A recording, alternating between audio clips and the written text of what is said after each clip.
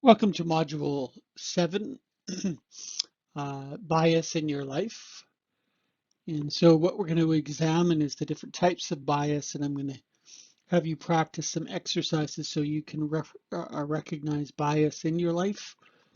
And bias is an important part of dealing with conflict, as you'll see as we go through these examples. So what is bias? We use that term quite frequently, and there are a lot of different definitions of it. The definition that I prefer is has these characteristics, and I prefer the Fuller, Murray, and Chow 2020 definition, and they are referenced at the end of this video.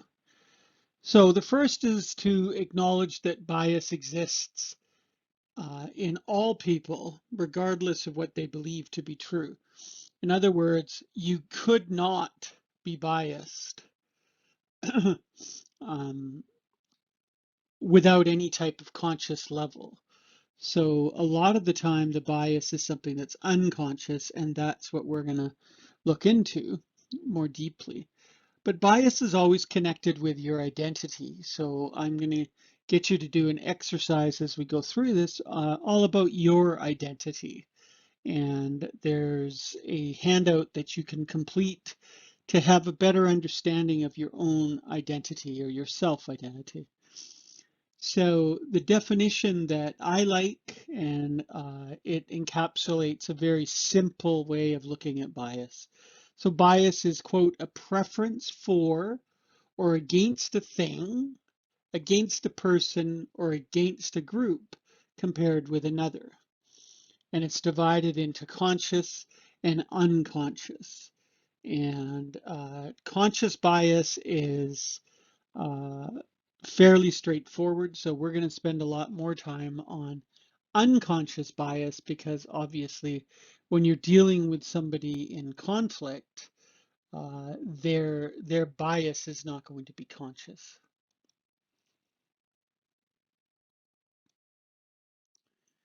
So identity revolves around our experiences. So what are our life view or whatever, information that we gather, our education, our context, our culture, and our innate traits. So each of those impact our identity. So if you've had a bad experience or a good experience, that's going to impact your identity. If you have information that is brought to you, that will affect your identity. Your education affects your identity, and education doesn't have to necessarily be school learning. It can be education from life, what you learn on a job, what you learn about people, those sorts of things. The context that you're in. So we all understand that different contexts dictate different identities. The culture, which is very important because identity, in most cases, can't be separated from culture, whether that's something like the United States, which is a gun culture. Um, and I say that because it's common knowledge that it's a gun culture and it's in their constitution, the right to bear arms, all the way down to a Sikh culture or a Greek culture. Every organization has its own culture. Um, so it just depends, and that will be part of your identity. And then lastly, your innate traits. What is it about you? Are you an honest person? Are you a respectful person? Do you have low self-esteem, high self-esteem? All of those impact on your identity. So I'd like you to get out the exploring identity exercise. Just keep it handy. And as we go through the video, you can look at it. And if you like, you can take little bits of notes to help you complete it. but you're going to have a chance at the end of the video to complete that exploring identity exercise.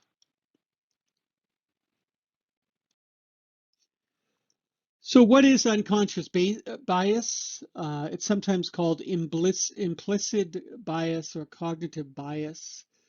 It can be related to gender, race, age, generation, sexual orientation, gender identity, language ability, culture, height, weight, attractiveness, hair color, and handedness. So you can see those unconscious bias characteristics would contribute to your identity, as would job function, personality, religion, socioeconomic status or SES, family status, nationality, veteran status, physical ability, political affiliation, or virtual remote working. And the gender, race, and etc. are considered above the water characteristics. In other words, those are the things that we can generally see, and they account for around 10% of bias. Now, these are not steadfast numbers, but so in other words, our bias is less related to visual characteristics and more related to what's considered below the water, which accounts for about 90% of bias, or whatever numbers you want to see, but it's considerably more than it would be for the things you can see. So, of course, most of the bias that you will experience will be in the below the water category. And we'll see that as we start unpacking some of this information. So the types of bias, I'm going to go through each one of these and give you a chance to discuss them in the handout. So there's 6 types of bias. Most people are familiar with the expression confirmation bias, but there's also anchoring bias, in-group bias, negativity bias, attribution bias, and sunk cost bias. So confirmation bias is probably the most common. It's you see only the information that supports your existing belief, and it's a way to filter and focus. So someone does something that you believe they're going to do or is representative of their race or their religion or whatever, and you say, aha, I knew I was right. And the problem with confirmation bias is you get stuck at it. So despite the fact that you get contrary information, so, you know, you have something where uh, Americans are rude when they travel, and then you meet Americans while you're traveling, and they are so generous, so kind, as are most Americans that I personally know. But you're still going to stick to your guns because of your confirmation bias. And then an example would be treating someone differently based on their past behavior. So in other words, they were rude to you before, they shortchanged you before, anything along those lines. So you have confirmation bias. So you are going to assume that they're going to shortchange you every time you see them. That's confirmation bias. So take a moment to think about what would be an example for you, and then we'll move on to the next type of bias. So hopefully you've had a chance to look at the confirmation bias as an example. Let's move on to anchoring bias. Anchoring bias is where we get a piece of information as part of our identity. Remember, information is one of those little circles. We rely on that to make a decision. So if you like, loosely, it's something like first impressions. So we make tons of decisions and judgment about a person's character, intellect, ability, and so forth within the first few minutes or even seconds of meeting them. So you may meet somebody who is well dressed, well groomed, and wears a nice aftershave or perfume that appeals to your senses. And so your anchoring bias, no matter what they say or do after that, you believe that they are someone you want to spend time with. And conversely, if none of those features appeal to you, or they maybe speak and they have an accent, you may automatically retrieve all this information about a person with that particular type of accent, and you are going to keep that anchoring bias. So an example might be a less vitriolic one is if you have to work on, well, let's say, a company website, and you anchoring bias means you find a logo and you really love it. And no matter how many times we go through other versions of a logo, and this could be a dress, it could be a car or whatever, it doesn't really matter. No matter what, you stick to, you anchor that particular bias. And so that's the one that you want. So again, I'll give you a few minutes to think about it. Obviously, you can pause the video while you think of it. And the purpose of doing for each one of these is when we get to looking at bias in your life exercise, if you've already thought through, you will find it much easier to complete that exercise. Okay, so let's move on to in-group bias. In-group bias is where we favor people we like or those who are like us or agree with us. And this is why people who are considered to be a yes man or sycophants or whatever you want to call it, this is why it works for them, because if we have people we like and they give us, making decisions, we'll favor them in the group. Again, if they are of a particular ethnicity or religion, in-group bias would mean we would favor them within the group.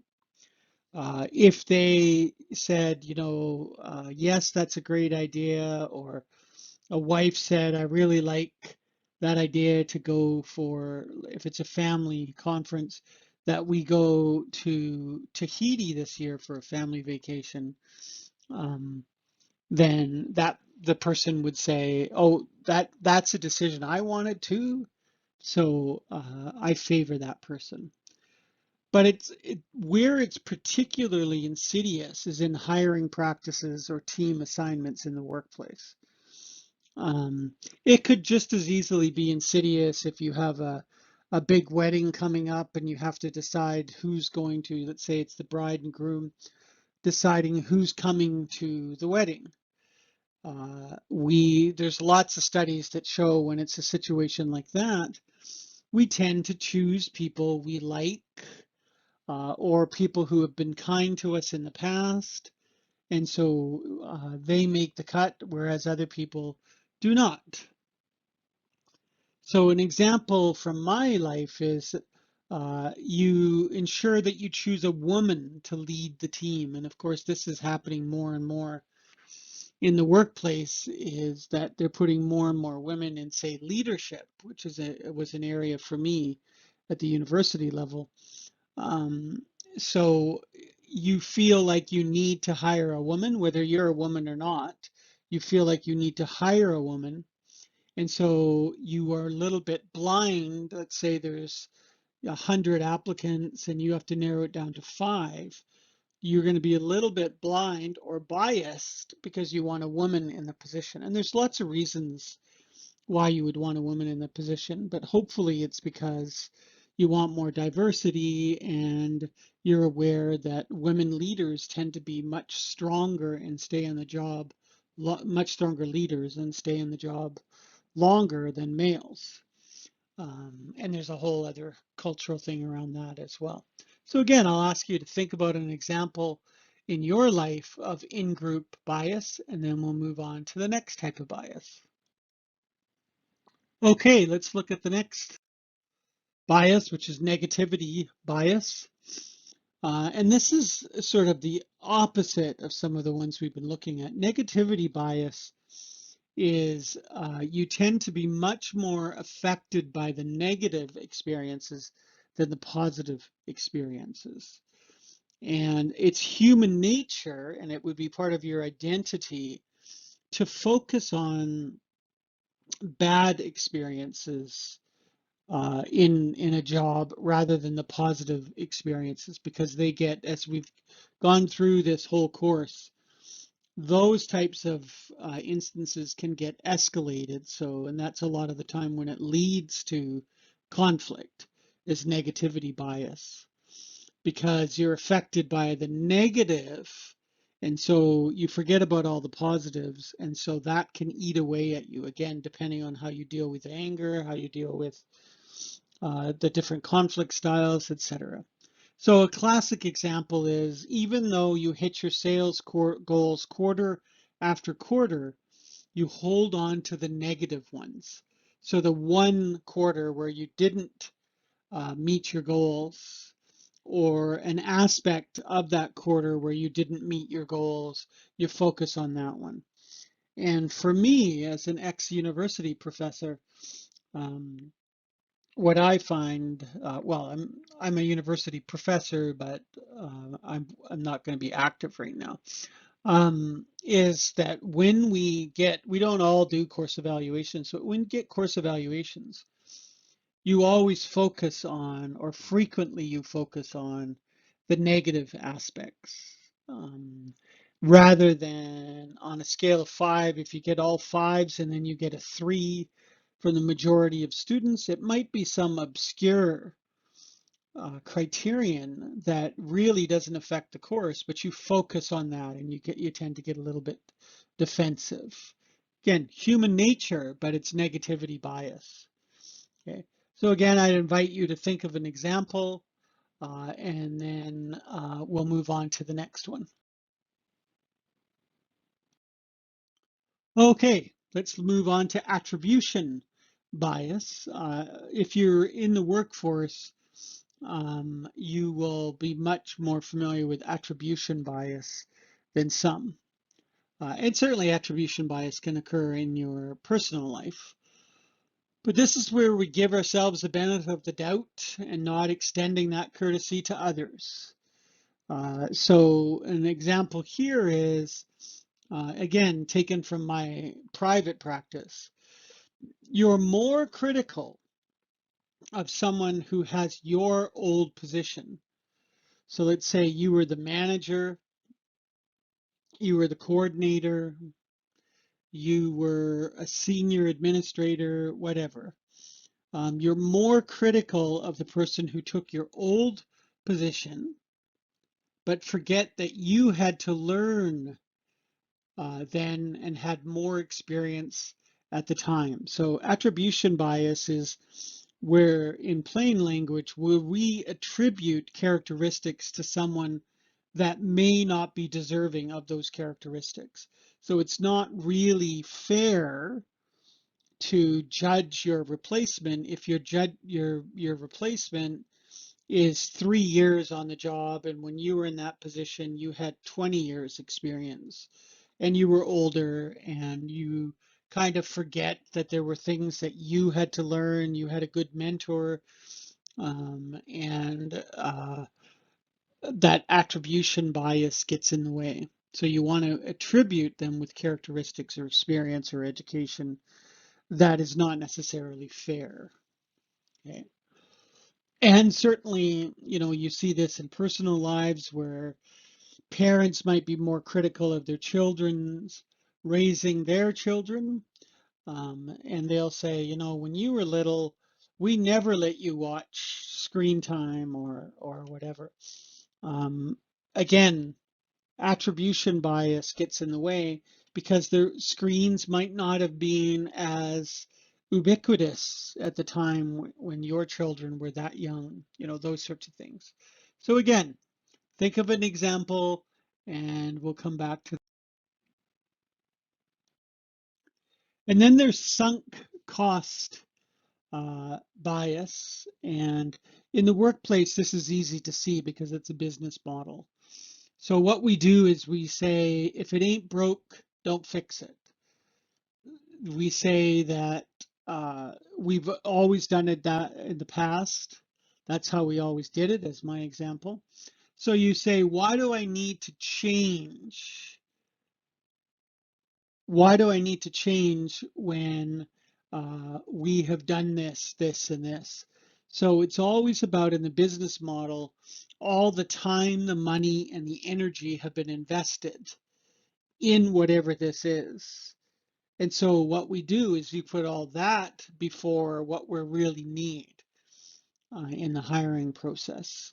And when you're using sunk cost bias, you've reached the point of no return. So you've moved forward despite the fact that you and or the majority think it's a mistake to do whatever you're doing, but you look at the bottom line of saying, we've invested 6 months in this project, we've invested $1.2 million, and we've invested a lot of our energy into this. And then in the end, you realize it's not quite the product you want, but you've reached the point of no return. So you say, we're moving forward, and you cannot be reasoned with. Okay. So again, think of an example in your life, personal or professional.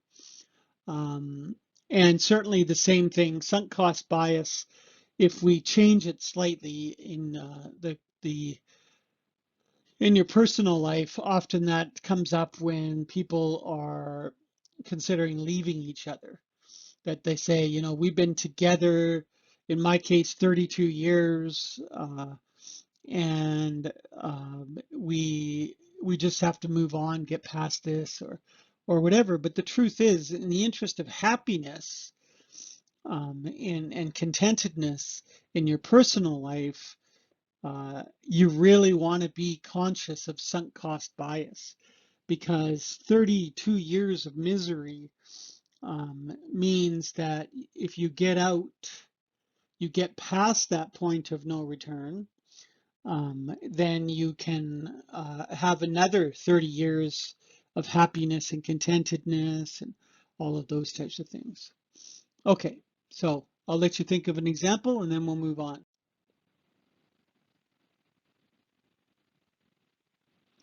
Okay, I'll assume you were able to come up, and if you didn't, that's fine. You can always go back later.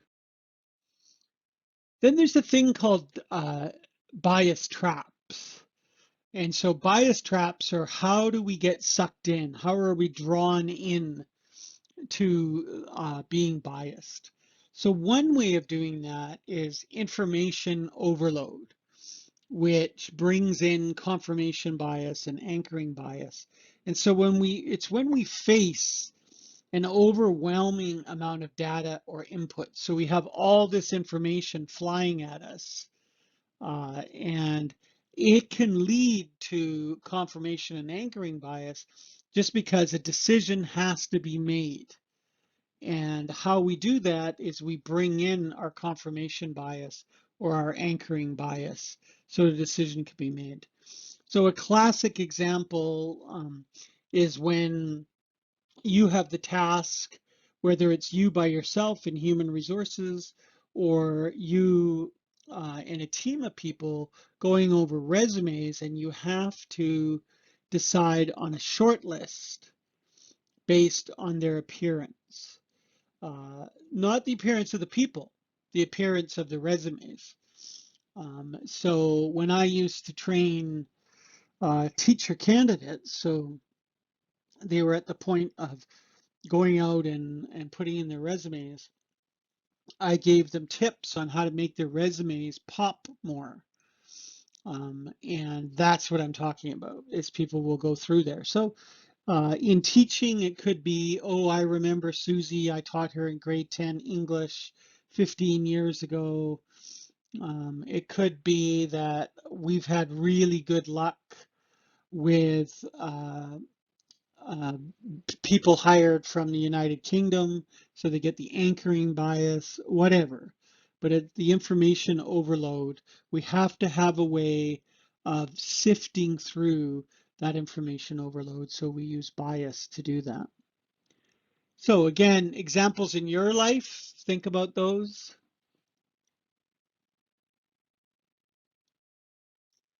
Another type of bias trap is feelings over facts. In other words, when you're trying to make a factual decision, meaning decisions based on facts, you start to get emotional, it's going to completely corrupt any type of thought process. So you're ruled by your amygdala, that reptilian part of your brain, or emotions, in other words, instead of your prefrontal cortex, which is where all the logic is.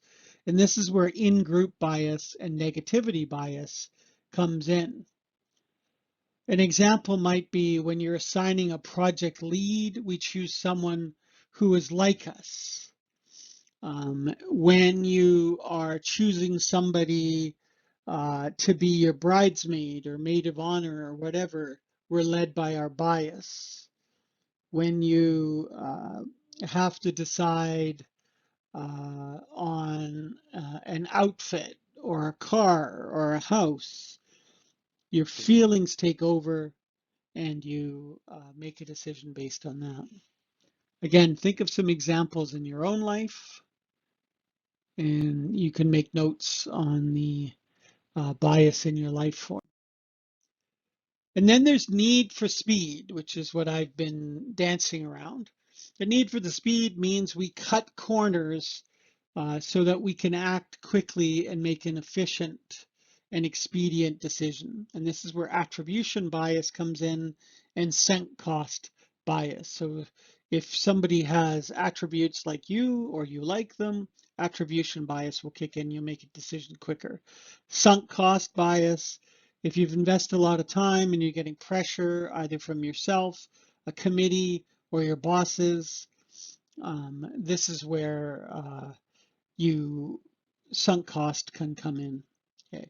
And a lot of the time it can be when people are trying to have a baby and they've done treatments and or they've looked through adoption agencies or whatever. The more desperate they become, the more the sunk cost and the attribution bias will come in. So an example in the business world, we have to fill a position quickly, so we hire a friend's relative. And this does happen in the workforce.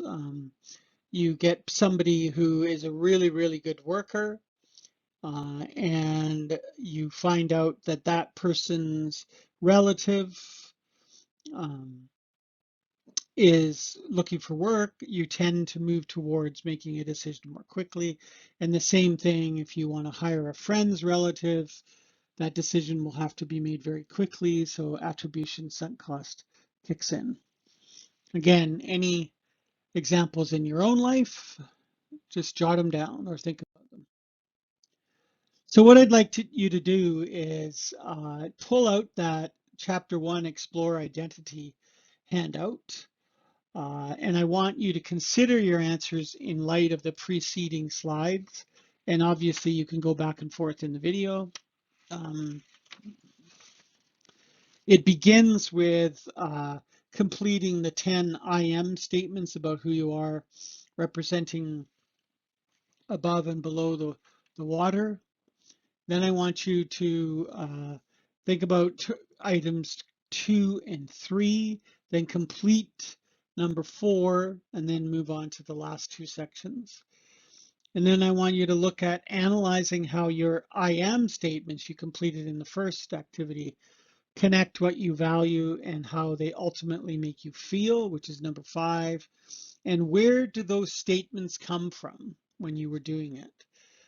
Think about where you came up, how you came up with those 10.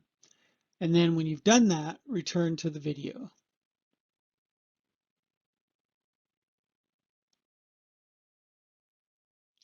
Okay, so if you haven't had a chance to finish that, of course, you finish any of these because it's self-paced at your in your own time. But I would be delighted if you sent me the answers to that, but you don't have to. Okay. So now we're going to switch slightly, bearing in mind all the things that we've talked about up until now. And what I want you to do is we're going to look at frame and reframe as it applies to bias, because when you're dealing with different types of bias, and I really would invite you when you're chatting with somebody to start thinking about, oh, that was attribution bias or confirmation bias or whatever, so you can get in the habit of it. But one effective way, and again, I'm a big fan of reframing. The more you can do it, the better you get at it. So the key to dealing with unconscious bias is the reframe strategy, with or without conflict. And that's why I say you can try it out on your friends and family. So here's a frame. I'm not biased. I view things objectively. I hear that all the time from people. I'm not biased. I'm not consciously biased. Well, nobody would claim that they're not consciously biased because they're aware of their bias. But it's the ones that are the unconscious bias, the confirmation bias, anchoring in group, negativity, attribution, sunk cost. Those are the ones they're hiding and you're not aware of. So to reframe that, you would say, uh, not you're dumb or that's wrong or whatever. You just say bias exists in everyone, including me. So you're getting that empathy, you're relating to the person. I actively think about how bias is at play in the choices I make. And that's what I challenge you to do, is to think about what are the choices that you make based on the biases that you're aware of. And the more you can do that, more you can recognize it in other people. Because if you recognize it in other people and they're in conflict, it allows you to go back to what are their needs, what are their values, as you go through, to be able to help them and give them the language that they're looking for. Okay.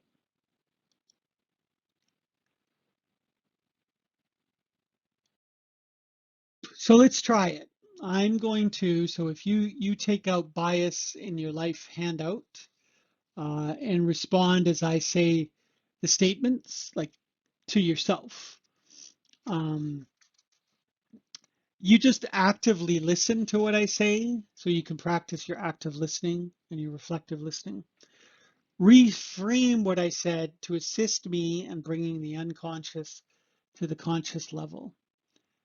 The bias in your life handout will have the statements in writing, but what I'd like you to do is to try to do it on the fly. And then, of course, you can go back over and think about what it is that you would respond. And in the undercurrent of this is you're looking for what is their unmet need so you can help reframe it. So if we just look at the first one, which is manager to manager, one manager says to another manager, we had a load of applicants for the assistant manager position, and the best candidate was a female LGBTQ plus with a learning disability. I decided to veto the choice.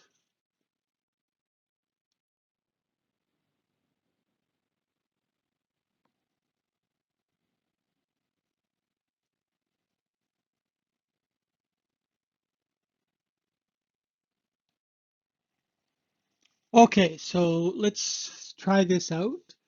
You'll need your bias in your life handout, but I don't want you to record your answers until we've gone through the verbal activity.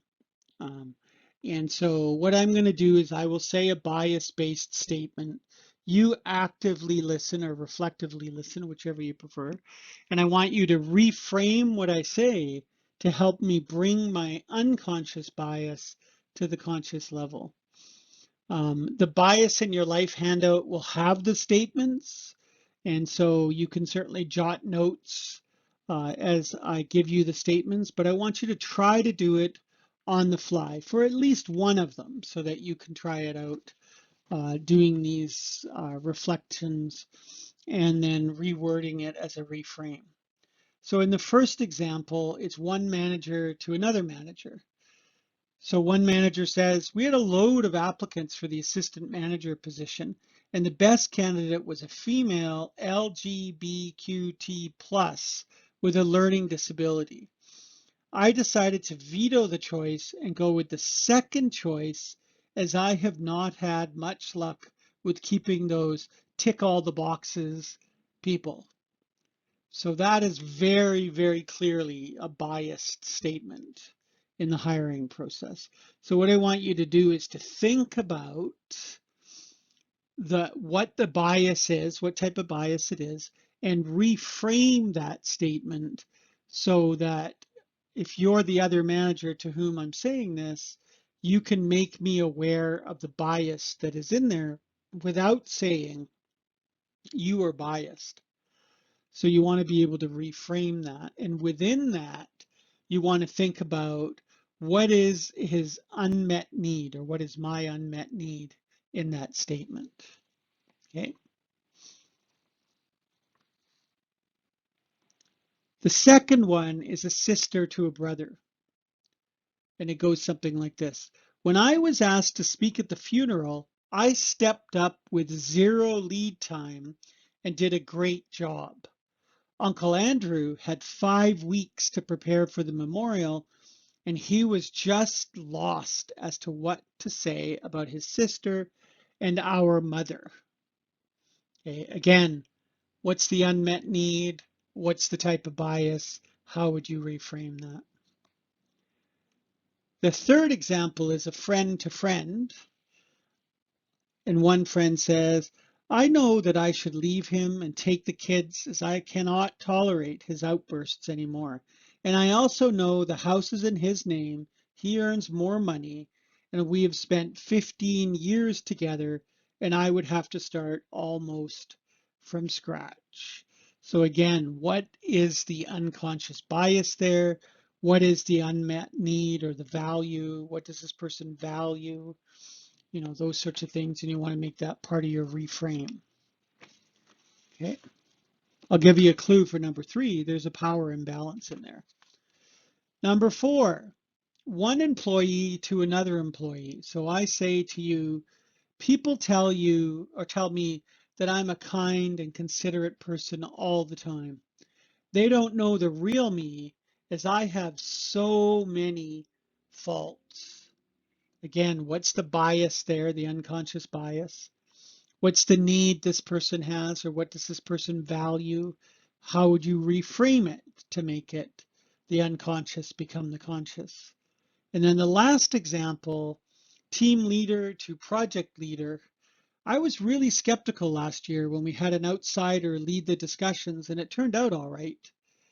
Let's consider an insider this time, say John, who will rise to the occasion. So again, what is this person's bias? What is their unmet need or their value, to help them understand how their unconscious bias could become conscious. Okay. And the idea of this activity is it'll take you quite a few attempts, and it'll be, an hour, hour and a half to be able to get this down pat once you figured out what the biases are and what the needs are. Okay. So as always, if you have any questions or comments, send them off to me, save them up, whatever you want. And I leave you with a suggested reading, which is the Fuller, Murray, and Chow book that I mentioned. It is specific to leadership, but everything in there would be, well, most things in there would be useful for you in your personal life as well. Okay, have a great day, and I will see you in the workplace, or sorry, in the scenarios module, which is the next one, module 8, And then in module 9, we're going to talk a little bit about what do you do after the conflict has been dealt with. And then module 10, we will wrap up the course. Okay.